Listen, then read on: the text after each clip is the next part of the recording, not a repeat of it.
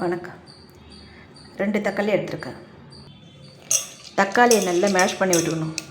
அத்தோட கொஞ்சமாக மஞ்சள் பொடி, கல் உப்பு 1 ஸ்பூன், இடித்த பூண்டு முழு அளவு, 5 வரமிளகாய், எலுமிச்சம்பழம் சைஸ் புளி 3 கப் தண்ணியில் கரைச்சி வச்சுருக்கேன். கடாய் சூடானதும் 2 ஸ்பூன் எண்ணெய், 1/4 ஸ்பூன் கடுகு சேர்த்து பொரிஞ்சதும் கடுகு பொரிஞ்சதும் கலந்து வச்சுருக்கிற புளி கரைசல் இது மாதிரி ஒரு நுரைச்சி ஒரு கொதி வரும்போது 1/2 ஸ்பூன் ரசப்பொடி ஹோம்மேட் லேசாக கலந்து விட்டு இறக்கிடலாம். ரசப்பொடி அளந்த அதே கப்பில் 1/4 கப் தண்ணி விட்டு சேர்த்து இறக்கியிருக்கேன். ரசப்பொடி ரசம் ஹோம்மேட். பேச்சுலர்ஸ் கூட இந்த ரசத்தை 10 நிமிஷத்தில் ஈஸியாக செஞ்சிடலாம்.